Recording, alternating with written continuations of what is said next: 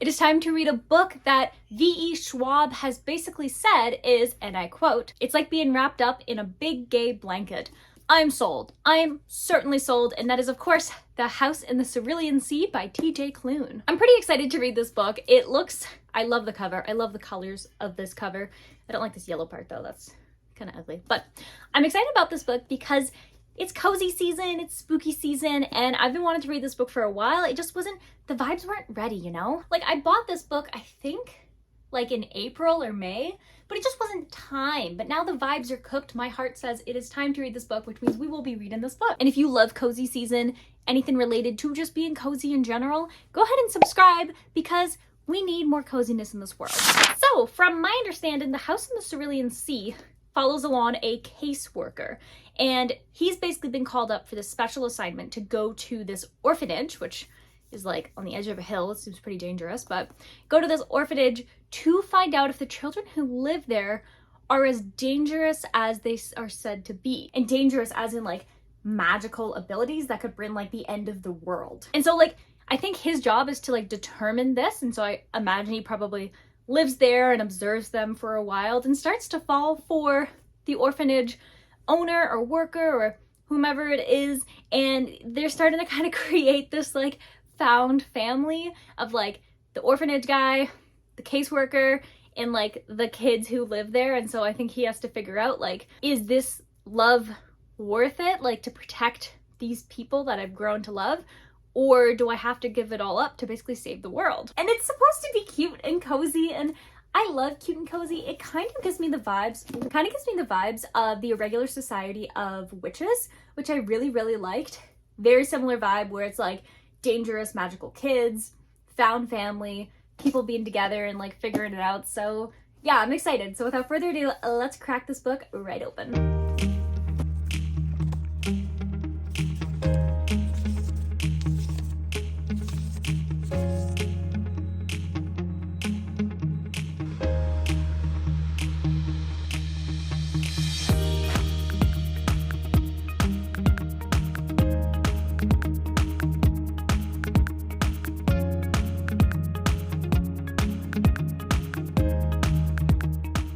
So I'm a little bit more than 100 pages into The House in the Cerulean Sea, and here are my thoughts so far. T.J. Klune is an incredible writer. Like, the minute I started this book, I was immediately absorbed. I felt the vibes, the characters, like the setting, like the story, like all of this just instantly was like whoosh. And I was like, whoa, okay, I am so ready for this. This book is really interesting because it's like kind of given 1984 vibes, but also it's given like, what was the name of that?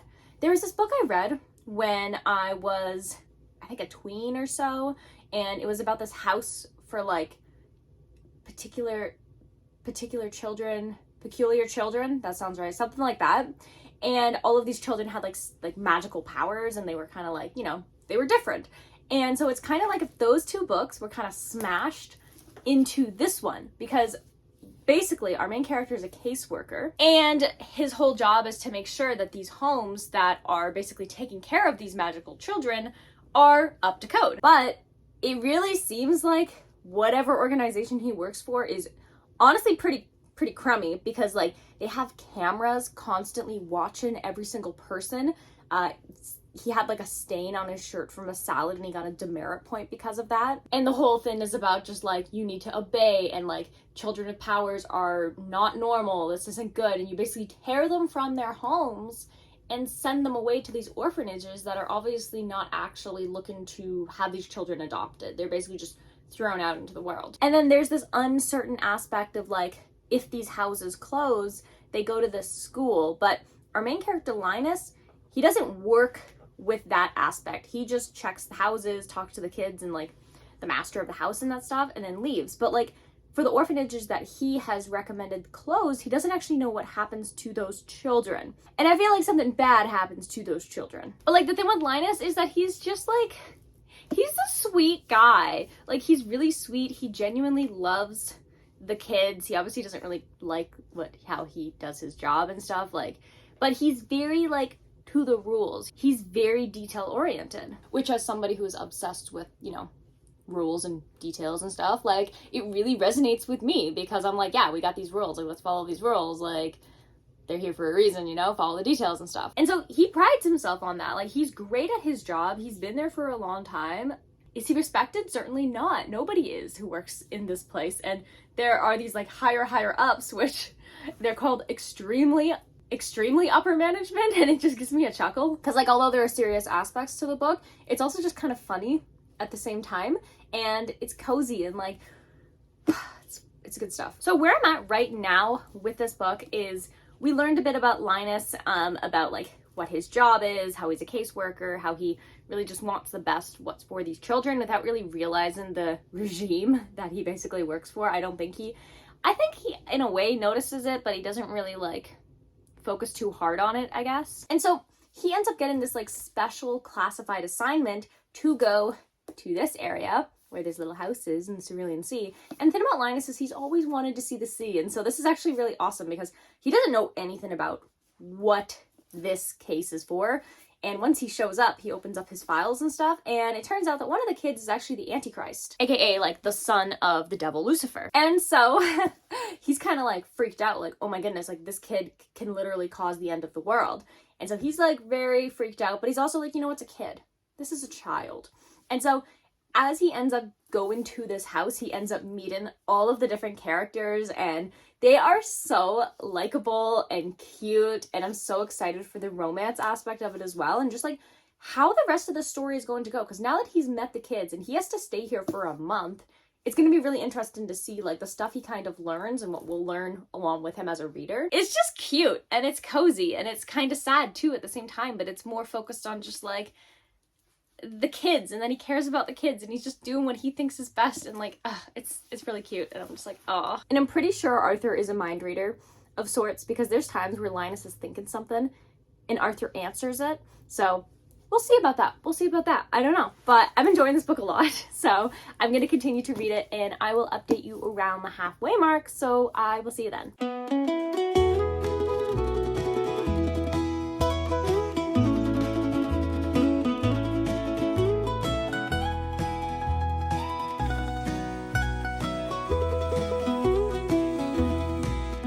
Never let go, holding strong.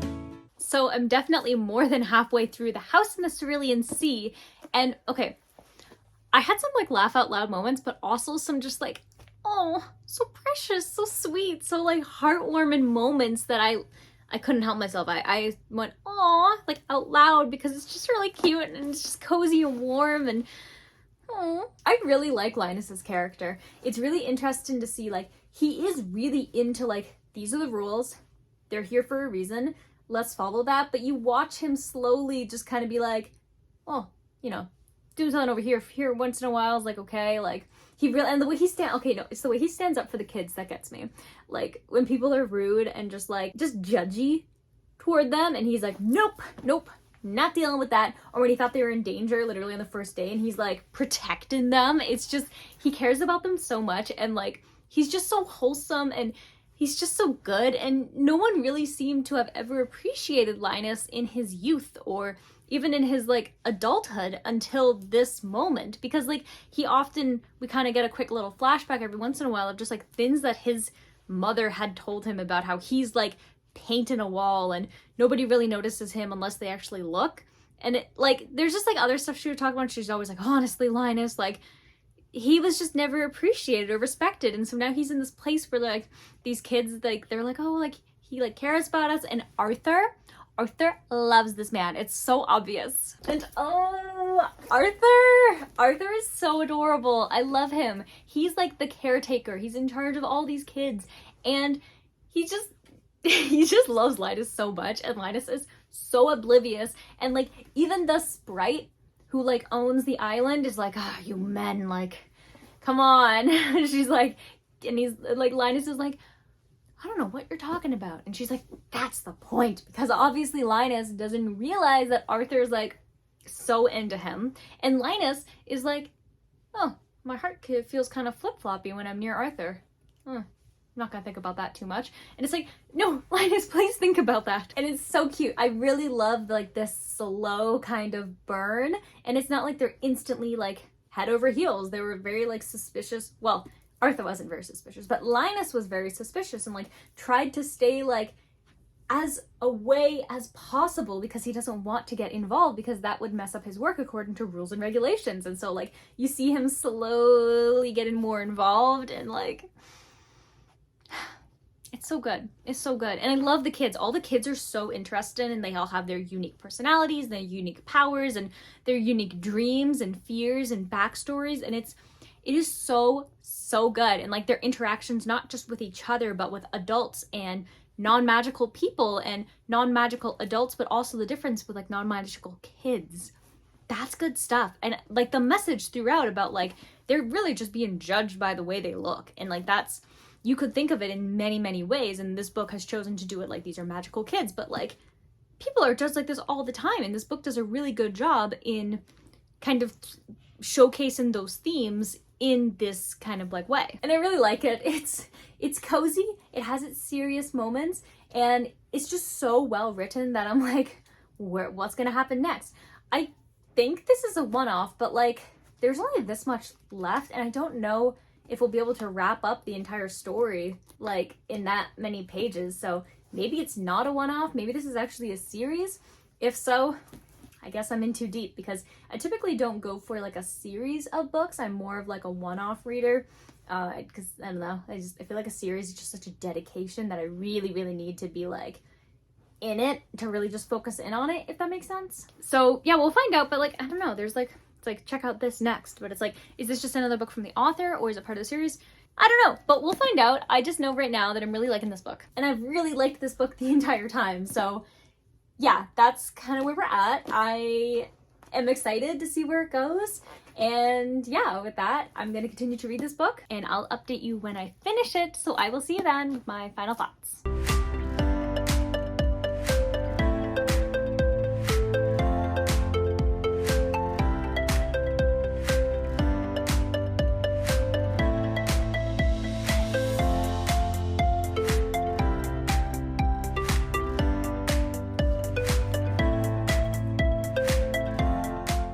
I just finished The House in the Cerulean Sea, and okay, it is just one book. It is just one book. Kind of. After I finished this book, as one does, I went on to Goodreads to mark that I finished reading this book, but also to see if there's a sequel. And apparently there is, but it's more like, from what I understood, the same story except from Arthur's perspective. So I think I'll still read it, but I'm not in as dire need to find out what happens next because it did wrap the story up and kind of left certain parts for you to decide where the story goes, which I thought was cool. This was a very well done book. Like, I fell in love with every single character. Like, even Merle wasn't the worst as the story continued. Like, all these characters, they had their own personality and like, it really was just evident in the writing for all of these characters and what they do and what they believe in and their powers, or if they don't even have powers, and their relationships, and just everything about it was very well done. And of course, I think the best part of this book, aside obviously being the characters, is the message throughout the entire thing about like the prejudice that people have because people are born different. And the entire book does a really good job in exploring what that looks like. And then like you also get the perspective of like children who are just innocent and they don't see color, they don't see gender, they don't see race, they don't see magical ability, they just see another, you know, human being or another creature or whatever it may be. But the hatred comes from adults who don't understand stuff that's different, and then these adults that teach their children to behave this way. And I thought that it was so well done, and it's such a relevant, like, unfortunately, a very common issue that the human species has dealt with for probably as long as we've had history.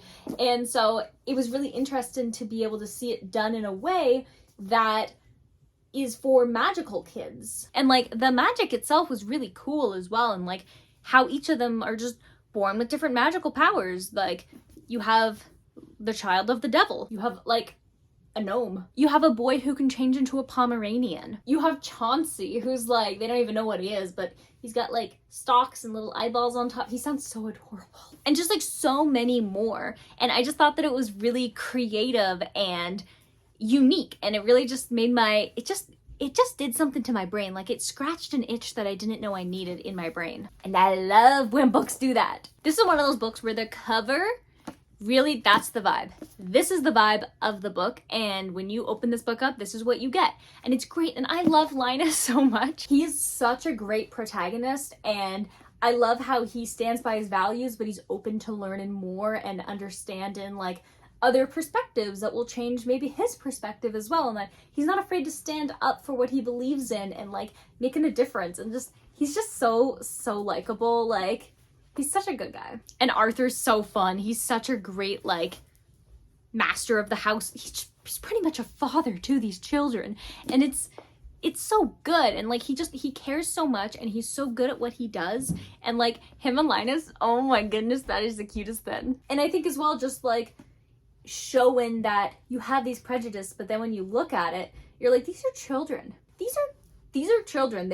They have not done anything wrong. Like, they were just born different. That doesn't make them evil. And it was just wonderful. Like, yeah, this is a good book. I am so happy that I read it. So today we are going to be awarded The House in the Cerulean Sea, a total of 4.5 stars. I don't know why it's not a 5. Like, I really loved it. It was wonderfully paced. The characters were so well done. It was cozy. It made my heart just like wiggle in my chest. It made me go, oh, so many times. It made me emotional. It made me like, yes, like throughout the book. But my gut says I can't give it a 5. And I gotta believe my gut. So 4.5, still very good. Very, very good. I really liked this book. It was just such a vibe. It was like magical. It was cozy. It was entertaining. The pacing was really good. The storytelling was really good. It grips you from the start all the way to the end. It's like it's quirky at times. It's funny at times. It's serious at times. And it's all just balanced so well. This is the first book of TJ Klune's that I have ever read. And I'm definitely interested in reading more of his books because he is a very good writer. Like, being a good writer, it's one of those things that is like you read it and you know in that first page that you're in for a treat. And I think that's why he was published with Tor, to be honest, because Tor publishes like really, really, really good authors from what I've read from them. And TJ Klune is certainly deserving of that spot of being published among these very well-worded authors who just have so much creativity and magic and fantasy and just all this great stuff that it's such a good fit. So if you like fantasy, if you like cozy fantasy more specifically with like a dystopian kind of vibe underneath it all, then you should definitely check out The House in the Cerulean Sea. It is really good, and I understand the hype behind this one. I don't think people are talking about it as much as they did when it came out in like, what, 2019? Let's see. 2020! Okay, yeah, so it was only 5 years ago. It's only 5 years ago. 2020 feels like ages ago. But yeah, when this book came out, people were really, really talking about it, and I think we should continue the conversation in talking about this book because the message is really, really good. Like I mentioned, it's a wonderful book, and you should read it. So the next book that I'm going to be reading is Mate by Ali Hazelwood. This is the second book in the Bride universe. I don't know if I would really count it as like the Bride series because it's like a different story that I don't think it continues off of the Bride story. It's about different characters. But yeah, honestly, Ali Hazelwood has published so many books this year, and I think I might have read all of them that she's published this year. And this is the one that I've been looking forward to the most. So really excited, and that's what I'll be reading next. So if you're interested in watching me read Mate or any other book that happens to be on my never-ending TBR, or really, if you're interested in anything book-related, book community, book drama, all of that good stuff, I cover it all and more on this channel. So definitely go ahead and subscribe if you haven't already. And with that, I'm going to wish you warm wishes and fish kisses, and I'll see you in the next video. Bye!